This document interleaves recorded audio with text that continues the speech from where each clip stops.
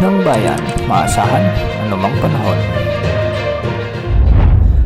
Magandang araw po sa ating lahat. Ngayon ay araw ng Huwebes, June 5, 2025 at narito na ang latest update sa magiging lagi ng ating panahon ngayong araw. Sa kasalukuyan ay southwest monsoon o hanging habagat pa rin ang nakakaapekto sa Luzon, samantalang may trough ng low pressure area naman na nakakaapekto sa ilang bahagi ng Visayas at Mindanao. Dahil nga sa pag-iral ng hanging habagat, makakaranas ng maulap na kalangitan na may mga kalat-kalat na pagulan at thunderstorms ang malaking bahagi ng Ilocos Region, Cordillera Administrative Region kasama ng Batanes, Babuyan Island, Zambales, Bataan, pati na rin sa Palawan, Basilan, Sulu at Tawi-Tawi. Ang mga lugar na ito ay posibleng makaranas ng katamtaman hanggang sa kung minsan ay malalakas na pag-ulan, kaya posible ang banta ng mga biglang pagbaha o pagguho ng lupa. Sa mga susunod na oras ay posibleng mas maraming lugar pa sa mga nabanggit na lugar ang makaranas ng mga katamtaman hanggang sa malalakas na pag-ulan na dulot ng hanging habagat. Samantala, may trough naman ng low pressure area na nakakaapekto sa Eastern Samar,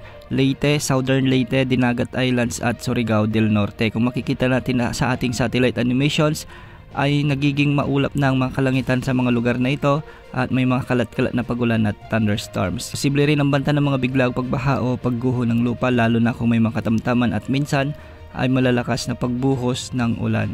Ayon sa Pag-asa, mababa pa naman ang tsansa nitong mag-develop bilang bagyo sa susunod na 24 oras. Ngunit kung makikita naman natin sa wind model gaya ng GFS, ay posibleng lumakas ito bilang bagyo sa mga susunod na araw. Kikilos ito ng hilagang kanluran at posibleng lumapit sa mga kalupaan ng Northern Luzon sa susunod na linggo. Posible rin itong hilain o palakasin ang hanging habagat na siyang magdudulot na naman ng mga pag-ulan sa kanlurang bahagi ng ating bansa, particular sa Luzon area. Samantala, southwest monsoon pa rin ang nagdadala ng bagyang maulap hanggang sa maulap na kalangitan na may mga isolated rain showers and thunderstorms sa Metro Manila at nalalabing bahagi ng Luzon. Dahil dito, hindi rin inalis ang banta ng mga biglang pagbaha o pagguho ng lupa, lalo na kung may mga katamtaman o minsan ay malalakas na pag-ulan dulot ng severe thunderstorms. Para naman sa nalalabing bahagi ng ating bansa ay magiging bahagyang maulap hanggang sa maulap din ng mga kalangitan na may mga isolated rain showers and thunderstorms. Dulot naman ito